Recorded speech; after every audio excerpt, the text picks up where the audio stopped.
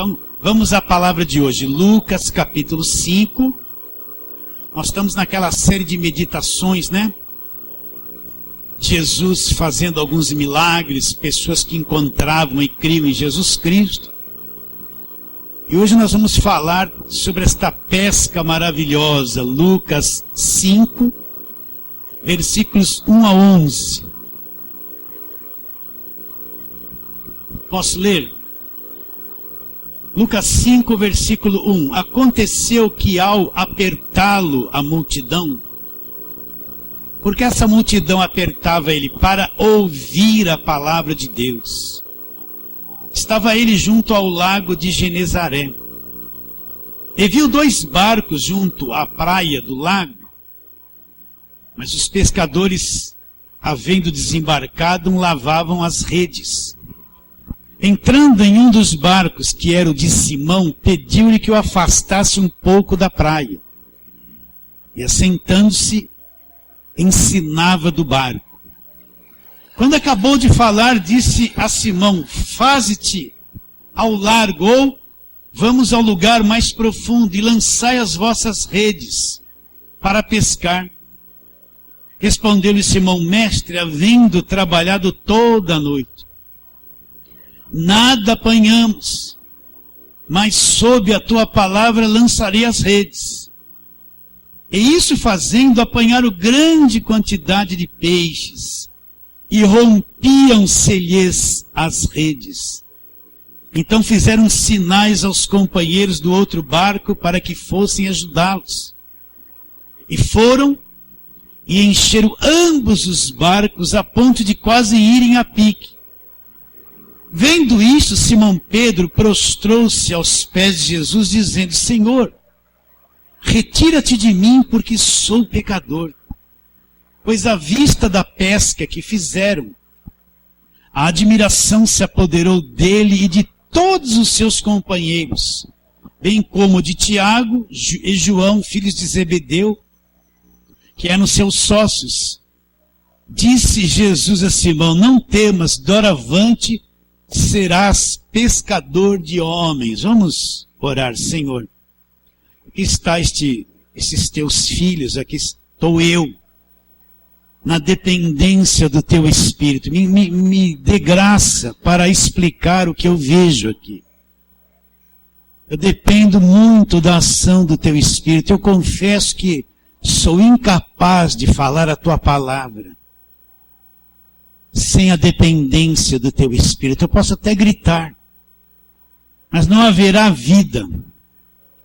Mas se o teu Espírito agir, Senhor, e haverá vida dentro de cada um deles, haverá compreensão. Abra o nosso entendimento, nos revele a palavra, Senhor. Se nós oramos pela fé, crendo que será em nome de Jesus. Fale assim: amém. Esse versículo 1, olha que coisa interessante. Aconteceu que ao apertá-lo a multidão, para que essa multidão estava apertando Jesus? Olha bem, leia e entenda: para ouvir a palavra de Deus. Então, certa vez, mandaram prender Jesus, os saduceus, os fariseus, mandaram prender Jesus. Quando os soldados chegaram para prender Jesus, os soldados não prenderam e ficaram ouvindo o que Jesus falava e voltaram sem Jesus. Então aquelas autoridades disseram: mas por que vocês não prenderam ele? Aí os soldados disseram: não podíamos, nunca ouvimos um homem falar como esse homem. Eles foram para prender Jesus, mas começaram a ouvir o que Jesus falava, ficaram tão impactados com aquilo que Jesus falava, e eles não cumpriram aquele mandato de prender Jesus. Nunca vimos homem falar tal como esse homem. Então, está aqui uma grande multidão apertando Jesus. Jesus está na praia, né? E ali ele encontra, tinha 2 barcos ali junto à praia. Ele entra num dos barcos, que era o de Simão. Os pescadores tinham acabado de vir da pescaria, não pegaram nada. Ele entrou num dos barcos, mandou que se afastasse um pouquinho. E depois começou, assentando-se, começou a ensinar do barco as multidões. Uma vez eu estava analisando quanto Jesus, o que foi o ministério dele. Foi uma coisa fantástica, maravilhosa. Como alguém poderia reunir num deserto sem comer 5.000 homens? Sem contar mulheres e crianças. Então, voltando no tempo, 5.000 homens naquele tempo, no deserto, era uma coisa fantástica. Não era como nos dias de hoje que tem televisão, internet, rádio, que você anuncia e consegue reunir 5.000 num tempo. Não, naquele tempo não tinha nada disso.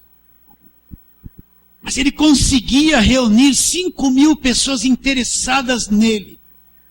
Homens, sem contar mulheres e crianças. Se fosse contar, daria 8 a 10 mil pessoas no deserto onde ele fez a primeira multiplicação de pães. Então você vai ver que 80% do ministério de Jesus foi ensinar. Nós gostamos muito daquelas partes do milagre, né? Ele fez o milagre, é muito bom. Ele expulsou o demônio. Então a maior parte é atraída para ver Jesus só no milagre e expulsar demônio. Mas 80% do ministério de Jesus foi ensinando. Ele estava na praia, estava ensinando. Estava dentro do templo, estava ensinando. Estava no Monte das Oliveiras, estava ensinando o tempo todo que você vê Jesus, você vê ele ensinando, falando, ensinando as coisas referentes ao reino de Deus.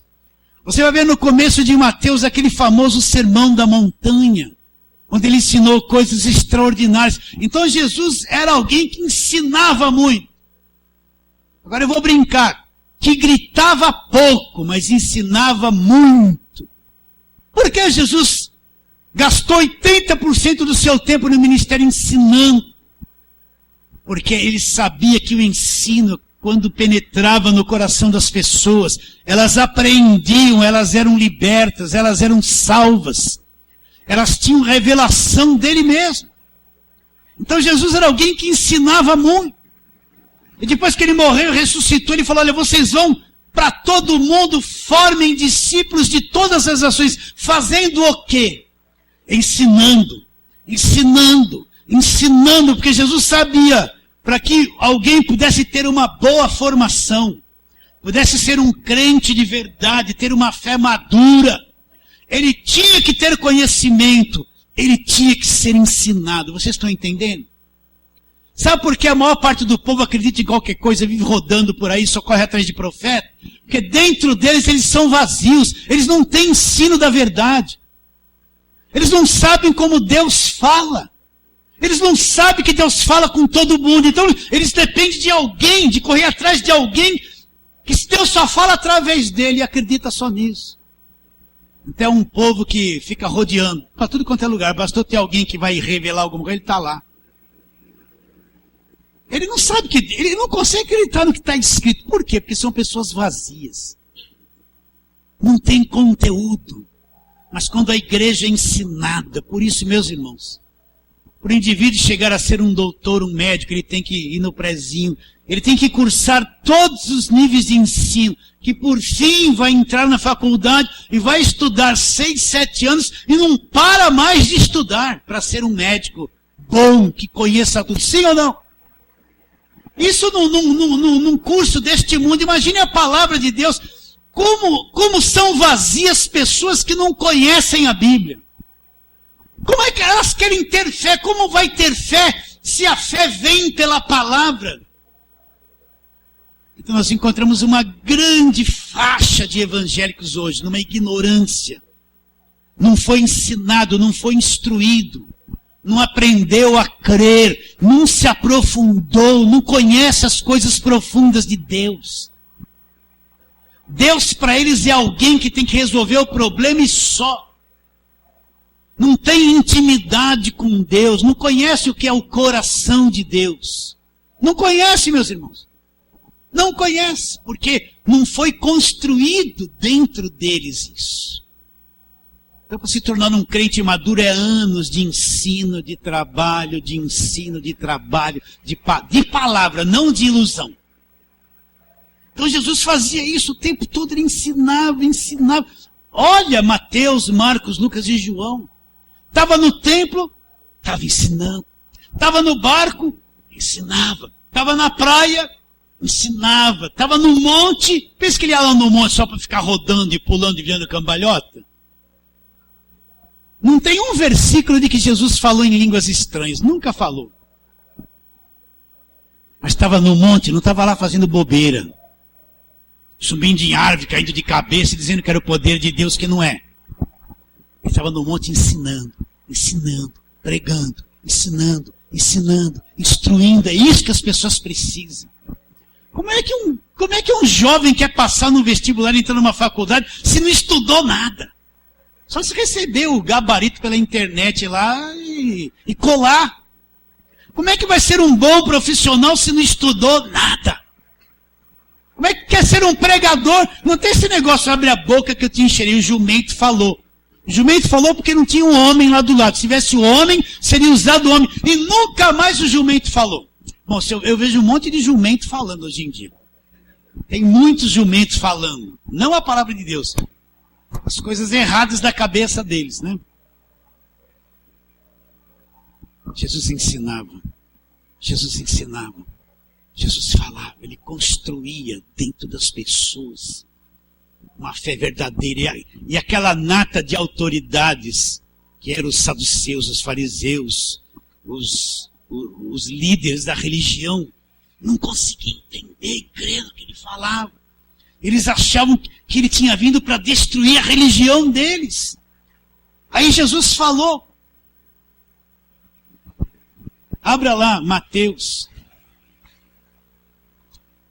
capítulo 11, versículo 25, ele diz, Mateus 11, 25, porque por aquele tempo exclamou Jesus, graças te dou, ó Pai, Senhor do céu e da terra, porque ocultaste estas coisas aos sábios e entendidos, e as revelastes aos pequeninos.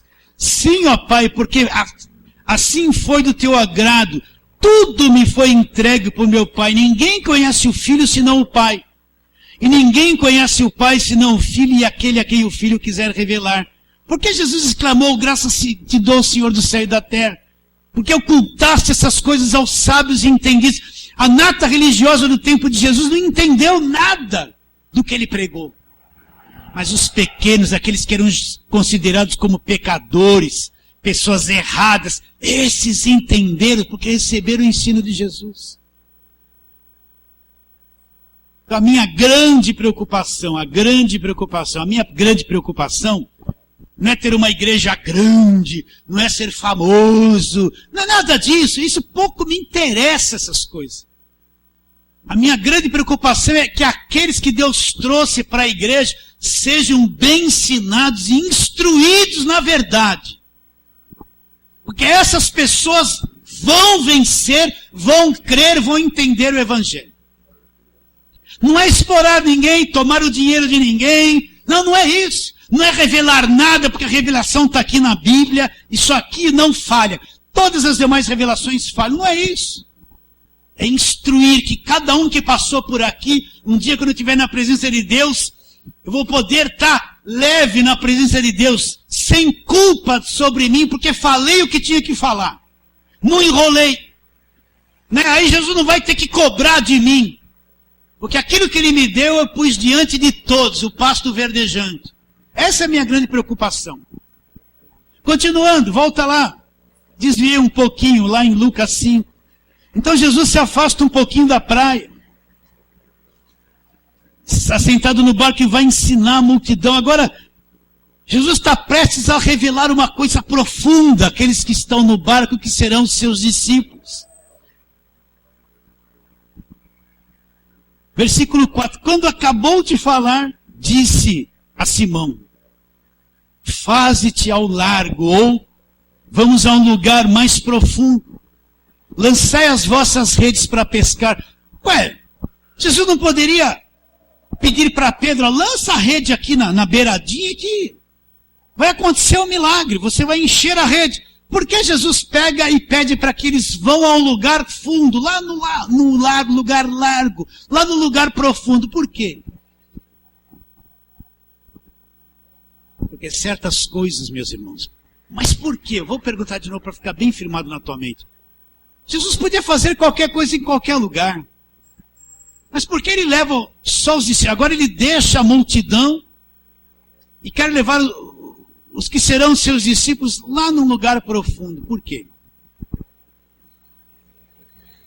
É que nem você entrar na praia, presta atenção. O entendimento é assim, ó. Você começa na vida espiritual, é que nem aquela criança que foi a primeira vez na praia. Ela vê aquela imensidão de mar, ela vem correndo, vem a primeira espumazinha, ela volta assim. Fica até meia tonta. Você lembra disso? Você foi criança na praia? Uma vez primeira vez que eu fui na praia era um garoto, né? Aí vi aquele mar, uau! Que coisa! Fui correndo, só quando aquilo veio para cima de mim, aquela água no meu pé, eu fiquei meio tonto, já voltei na hora. Aí depois fui devagarinho. Então o entendimento é assim, você começa a molhar os pés. Aí vai entrando, vai entrando, vai entrando. Tem lugares no mar que é 50 quilômetros de profundidade. Você já parou para pensar nisso? Nenhum aparelho, nada consegue chegar até o fim. Lá tem monstros, baleias, peixes gigantescos que vivem naquela escuridão. O sol não chega lá. Então é assim o entendimento. Você vai entrando. Certas coisas não acontecem na beira da praia onde tem a multidão. Nem sempre onde está a multidão estão as coisas profundas de Deus. A multidão gosta de coisas superficiais. Eu quero bênção, eu quero vitória, oh glória, eu quero bênção, eu quero vitória. Eu só corro atrás disso. Não serve para as coisas mais profundas. Mas tem lugares na fé muito mais profundos, grandes. É ali que Deus realiza a sua grande obra. O homem não tem domínio sobre a situação. Mas esses lugares são para aqueles que querem se aprofundar, conhecer. Eu estava falando com o Galdino, quando chegamos aqui na igreja, bem cedinho hoje. Ele falou, pastor, nós estamos revendo esse ensino e nós estamos indo agora, o ensino sobre a segunda carta de Paulo aos Coríntios. Nós estamos indo para uma outra dimensão, estamos indo para um outro lugar. Aí eu falei para ele, o ensino da palavra de Deus é assim, você pega uma coisa e ensina ela hoje. Cada um da igreja tem uma compreensão daquilo. Tem alguns na igreja que já estão muito mais profundos, eles vão ver aquela palavra numa profundidade muito maior. Tem outros que estão chegando agora, eles vão ver na profundidade deles.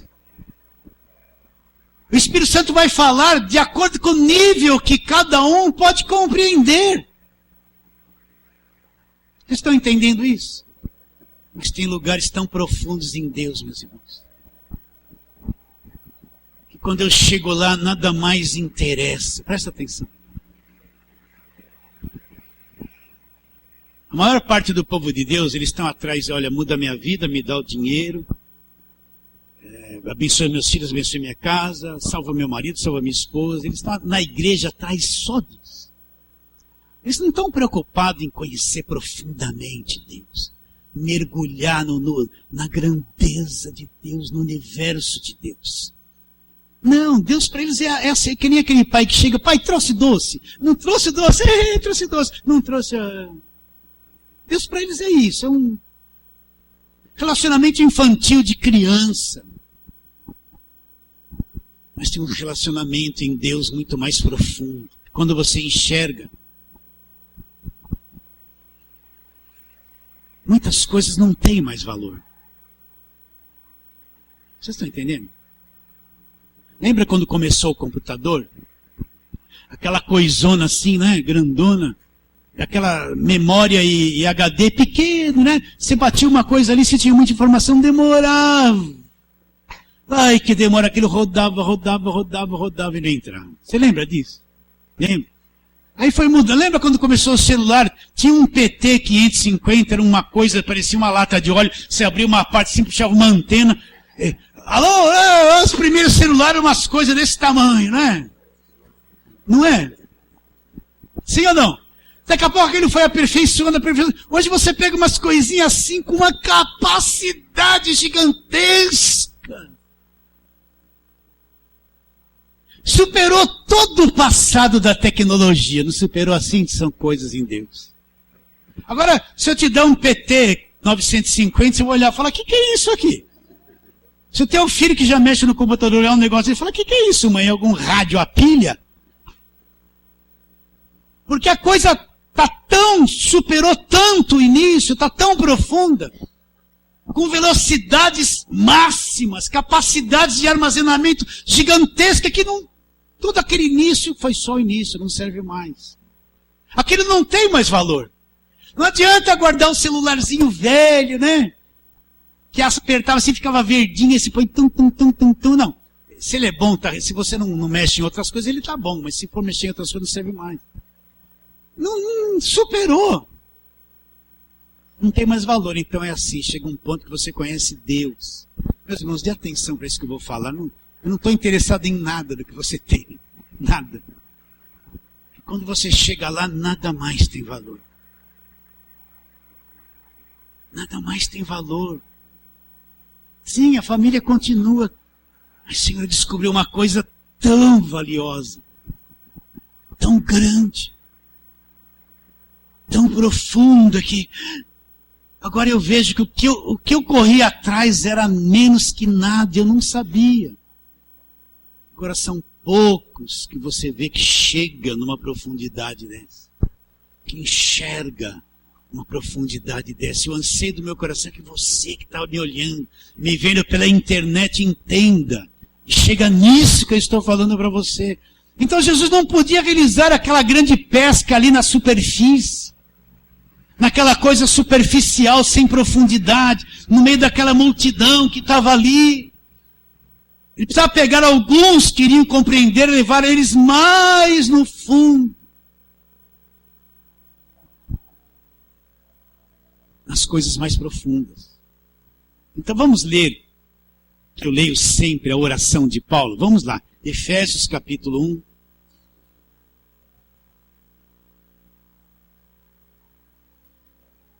Que você alcance a maior profundidade em Deus.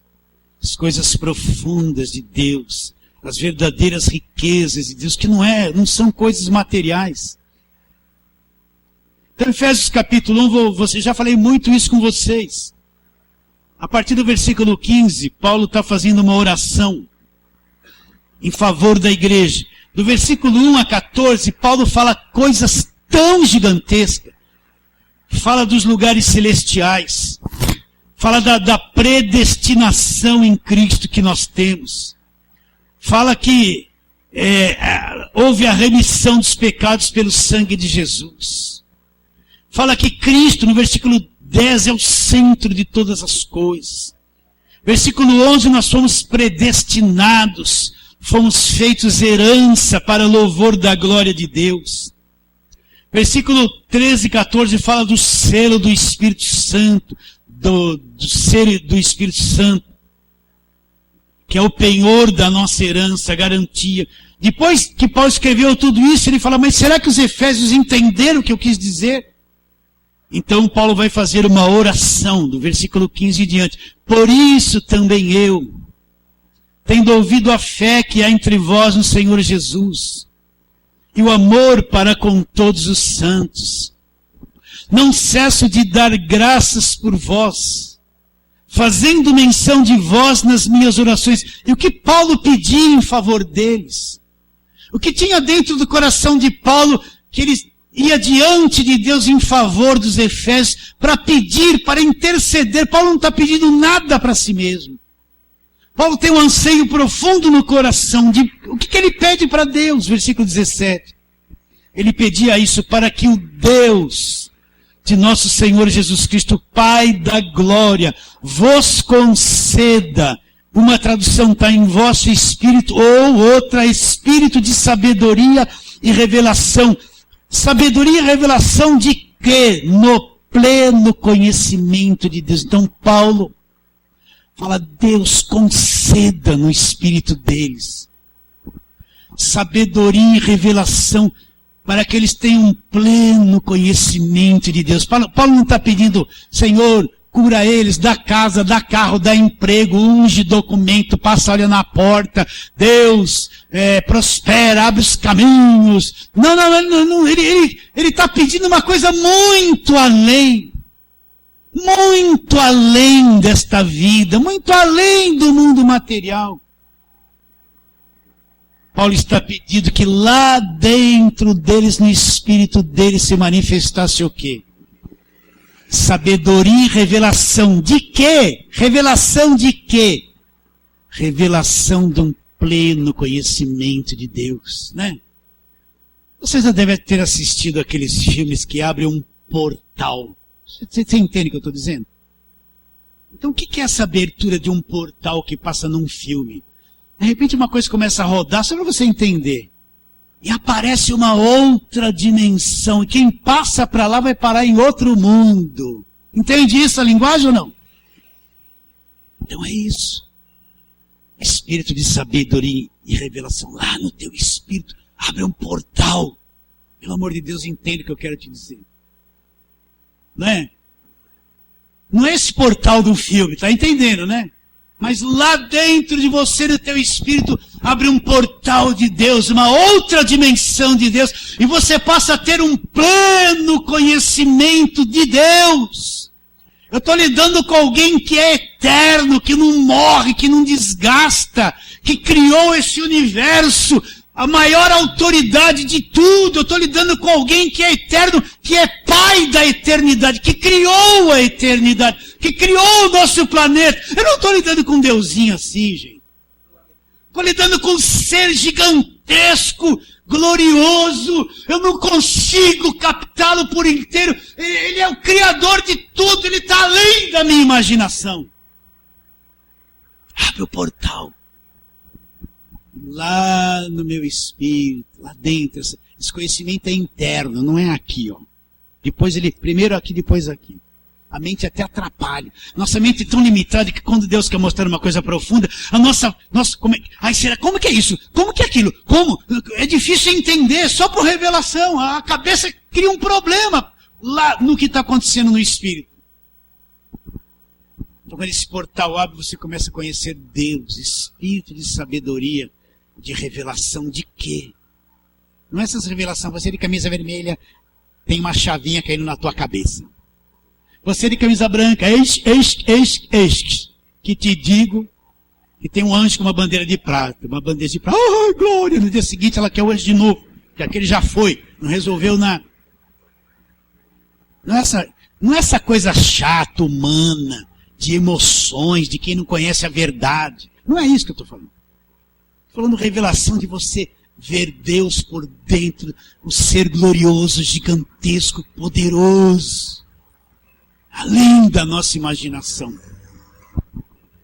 Então Paulo está olhando com seda. Paulo falou dos lugares celestiais. Da nossa escolha antes da fundação do mundo. Da predestinação, da redenção. Cristo, o centro de todas as coisas. Nós somos herança para Deus. Falou do selo do Espírito Santo, que é a garantia que Deus vai cumprir tudo na nossa vida. E lá dentro do apóstolo Paulo ele fala assim, eu acho que eles não entenderam.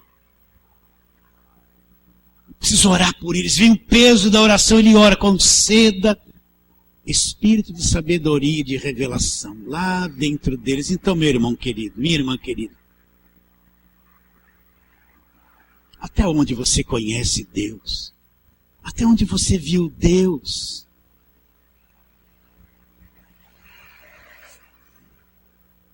Até onde você está vendo Deus? Que tipo de fé você tem dentro? E eu também, eu não estou o bom aqui na frente te condenando. Não. Será que Deus é só isso? Deus me dá isso? Deus abre o caminho? Deus me dá um sapato novo? Deus, eu quero trocar de carro em nome de Jesus? Tomo posse. Será que Deus é só isso? Deus muda isso? Deus muda aquilo? Você senta como se Deus fosse um garçom. É assim que o pessoal vê Deus. O garçom, você vê, ó, por favor, eu quero isso, aquilo. Então tem gente que é assim. Ela está sentada no lugar, Deus faz isso. Ela vai ordenando Deus, ela vai controlando Deus. Deus, olha, meu marido tem que mudar. O marido, minha esposa tem que mudar. Deus, meu filho, Deus me dá aqui. Deus faça aquilo. Aí você começa assim, faça isso, faça aquilo, dando ordem para Deus fazer, né? Você é o garçom. Tem gente que só vê Deus nisso, não vê nada além disso. Alguém mais forte do que eu que tem que cumprir o que eu quero. Se o seu relacionamento com Deus é só isso, você não viu nada. Agora eu vou brincar, acho que nem nasceu de novo ainda. Então Paulo ora, versículo 18. Iluminados os olhos do vosso coração. Ele fala que o nosso coração, que é o nosso espírito, tem olhos. Ele vê. Tem uma forma de você ver por dentro, no coração. Iluminados os olhos do vosso coração, para que vocês saibam, saber o quê? A esperança do seu chamamento. Qual a riqueza da glória da sua herança nos santos. Então, iluminar os olhos do coração, para que lá por dentro a gente possa ver quão rico é ser uma pessoa chamada por Deus, iluminada por Deus, que vê Deus, que tem profundidade em Deus. Você está entendendo o que eu estou te dizendo? Sim ou não? Então por que Jesus não fez não mandou jogar a rede ali? Porque não dava. Você vai ir num lugar mais profundo. Então, eu não quero ser um crente de praia, superficial, que só fica ali nas coisas rasinhas o tempo todo. Eu quero ir lá na profundidade com Deus e conhecer o que é essa profundidade de Deus. E Paulo orou. Vamos ver uma palavra do apóstolo Paulo, Filipenses capítulo 3. Vamos ver o versículo 7 em diante. Ele diz assim, Filipenses 3, 7 em diante. Mas o que para mim era lucro, isto considerei perda por causa de Cristo. Então, o que para Paulo era lucro? Se você for ler do versículo 2 em diante, Paulo era um religioso, tinha muita vantagem na sua religião, tinha uma posição alta na sua religiosidade. Tudo isso era lucro para ele. Isso ia trazer muitos benefícios para a vida dele. Mas quando ele encontrou Jesus, ele teve que perder tudo aquilo que a religião trazia para ele de lucro.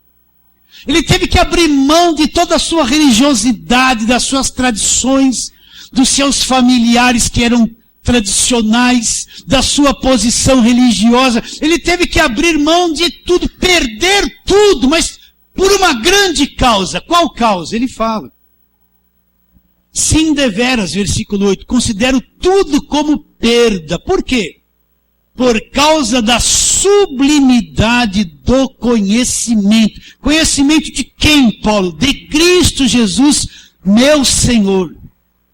Por amor do qual perdi todas as coisas e as considero como esterco, como refúgio para ganhar a Cristo. Então o que aconteceu com Paulo? Quando Paulo começou a entender Jesus, crer nele, ele olhou, e toda a religiosidade dele, a sua posição social na religião, tudo aquilo que era vantagem para ele, ele teve que considerar aquilo perdido, porque aquilo era um empecilho para ele ter um verdadeiro conhecimento de Jesus Cristo. Vocês estão entendendo? Se tem uma coisa que atrapalha as pessoas, é a religiosidade, é a tradição da igreja, é os costumes, porque a pessoa se enche disso, e depois ela não consegue ver a profundidade de Deus. A pessoa está na igreja, campanha disso, campanha daquilo, volta daquilo, porque ela está tão cheia desse ritual, que ela não consegue ver a profundidade de Deus. Ela está tão cheia da religião, pode isso, não pode aquilo, vem aqui, faz aqui, uma volta para lá, uma volta para cá, 7 dias disso, 8 dias daquilo. Ela está tão cheia de religiosidade. Ela não consegue ver a glória de Deus, ela precisa ter coragem. Abrir mão de tudo isso para poder enxergar. Para poder enxergar. Então Paulo diz, considero tudo como perda por causa da sublimidade do conhecimento. O conhecimento de Jesus é sublime para mim. É a coisa rica para mim. É a coisa gloriosa, Paulo está dizendo. Então, eu tenho que perder toda a religiosidade. Eu vou ser difamado entre os religiosos por causa daquilo que eu estou conhecendo. Os religiosos não aceitam isso. Sim, deveras considero tudo como perda por causa da sublimidade do conhecimento de Cristo Jesus, meu Senhor, por amor do qual perdi todas as coisas. Então, o conhecimento de Jesus foi a coisa mais sublime e profunda que Paulo teve. Por amor disso, o que ele fez? Ele perdeu toda a posição religiosa dele, toda a vantagem dele. Olha lá. Por amor do qual perdi todas as coisas e as considero como esterco, como refúgio, olha lá, para ganhar a Cristo. E ser achado em Cristo, olha, não tendo justiça própria, sem nenhuma justiça própria que procede da lei. Mas a justiça que procede de Deus, essa é a justiça verdadeira, baseada na fé. Para o conhecer, olha, Paulo já conhecia muito. Então Paulo está dizendo ainda, para o conhecer, eu quero conhecê-lo mais. E o poder da sua ressurreição, e a comunhão dos seus sofrimentos, conformando-me com ele na sua morte, para de alguma forma alcançar a ressurreição dentre os mortos. Então Paulo queria isso. Então até onde você conhece Deus? Deus só é aquela pessoa que vai trazer outra pessoa para você? Só isso. Deus é aquela pessoa que vai te fazer feliz. Ai Deus, o crente tem que ser feliz, né? Você ouve, você nasceu para ser feliz. Nem sempre, viu meu irmão? Olha, se você fizer coisa errada, você vai ficar numa infelicidade mesmo sendo crente. Se você se associar com gente errada, você vai cair numa fria.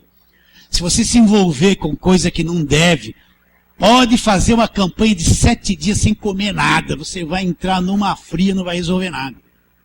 Pode em todos os passes, passe não, oração forte de sexta-feira.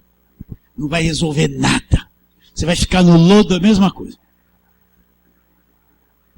Entende isso, querido? Sim ou não? Agora volta lá para o texto. Eu vou me alongar um pouquinho, vocês vão tolerar? Sim, obrigado. Nem responderam, né? Então, Lucas 5, volta lá.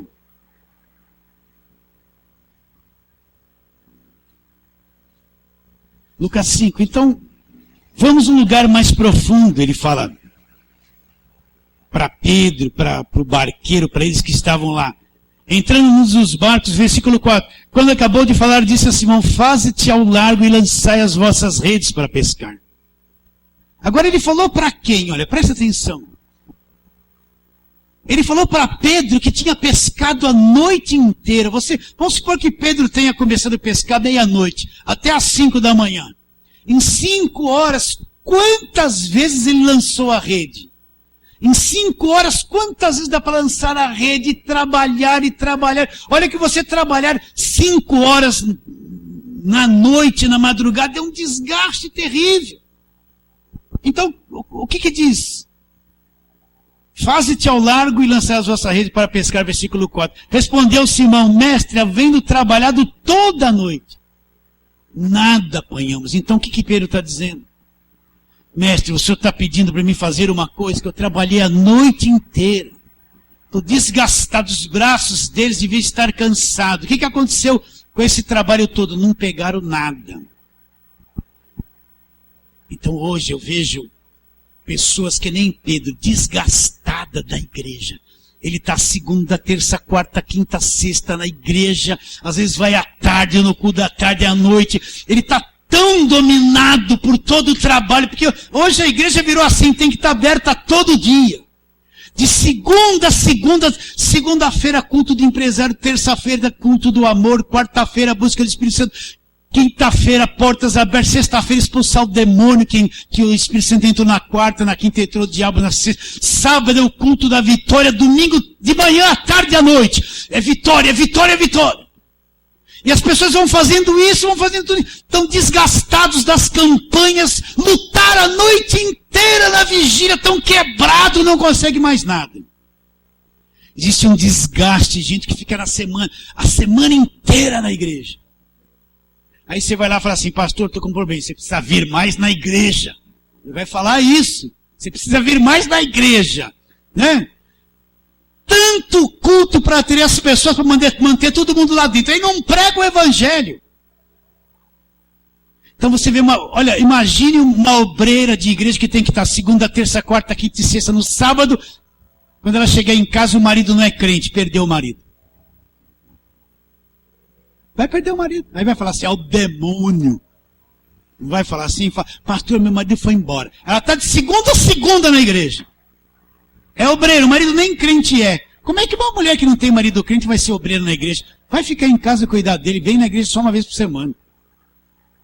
Aí ela fala, pastor, meu marido foi embora de casa. Ele vai falar assim, é o demônio. Não vai?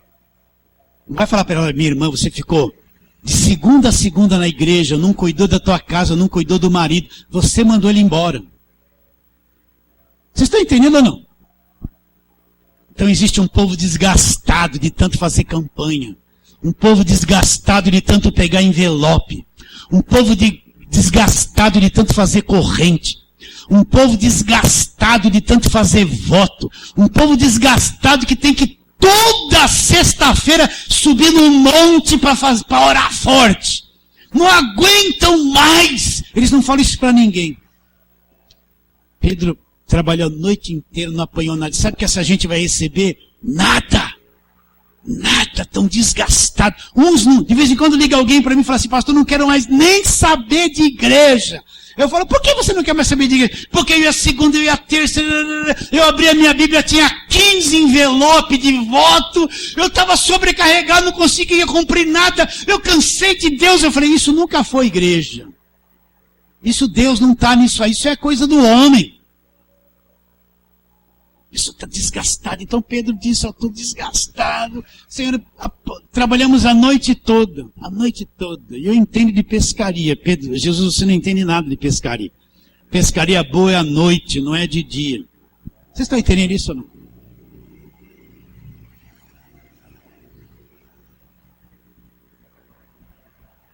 Senhor, trabalhamos a noite toda e nada apanhamos. Agora, Jesus vai levá-lo a uma profundidade. Mas sobre a tua palavra, Pedro diz assim, sobre o que o Senhor está dizendo. A palavra de Deus, ela é espírito, ela é viva. Eu não sinto a palavra de Deus, nem você sente a palavra de Deus. Ela é uma coisa neutra para o corpo humano. A palavra de Deus é uma coisa neutra para as tuas emoções. Ela é espírito, ela não é emoção. Não existe um texto que diz que a palavra é um sentimento. A palavra é uma coisa... Ela é neutra com relação aos sentidos do corpo. A palavra é neutra com relação às emoções da alma. Eu não sinto a palavra, ela não me arrepia, ela não me toca, ela é viva, mas numa outra dimensão. A palavra não produz euforia, que agora eu vou correr, eu vou lutar. Não, isso é a alma, os sentimentos. A palavra de Deus é espírito, é espírito, é espírito. Não é emoção, não é sensação, não é calor, não é arrepio. É espírito, outra dimensão. O Senhor trabalha a noite toda, mas sobre a tua palavra, ele teve uma ação sobre a palavra de Jesus. Mas não tinha peixe naquele lago. Pedro trabalhou a noite toda. Olha lá, versículo 6. E isto fazendo, então Pedro falou, ó, o senhor está falando isso, jogou a rede assim, ó. Eu acho que no corpo. Não está dizendo que Pedro teve uma grande fé, que os discípulos estavam vibrando, nós estamos acreditando, é agora a campanha das redes, lança a rede. Não tinha, eles estavam tudo assim, ó, quebrados, sem dormir a noite toda. Acho que Pedro falou assim, ó, Senhor, sobre a tua palavra. Sabe quando de manhã você ficou a noite sem dormir, começa a abrir a boca? Não é demônio, não, é cansaço, mesmo. Cansaço. Acho que Pedro falou, vou jogar as redes. Quando ele jogou a rede sobre a palavra de Jesus, o que aconteceu? Olha lá.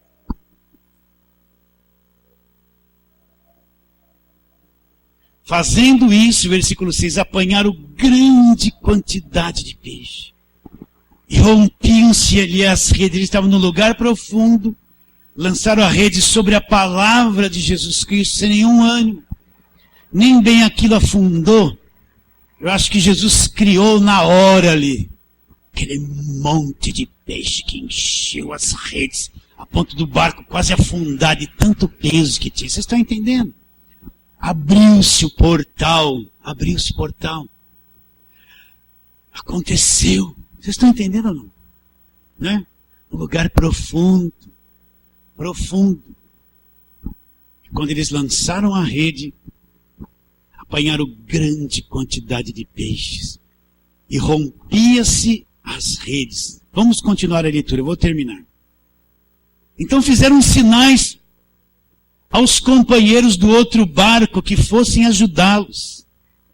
E foram e encheram ambos os barcos a ponto de quase irem a pique. Encheu os dois barcos a ponto de quase afundar de tanto peixe que tinham, sob a palavra dele. Vendo isso, Simão Pedro prostrou-se aos pés de Jesus, dizendo: Senhor, retira-te de mim, porque sou pecador. Presta atenção.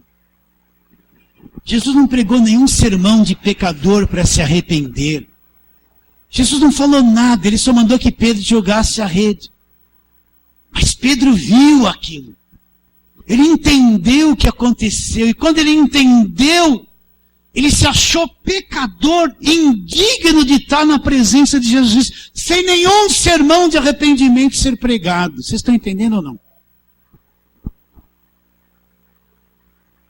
Então Pedro se prostrou aos pés, dizendo: Senhor, retira-te de mim, porque sou pecador. Imagina o impacto que isso teve dentro do coração de Pedro.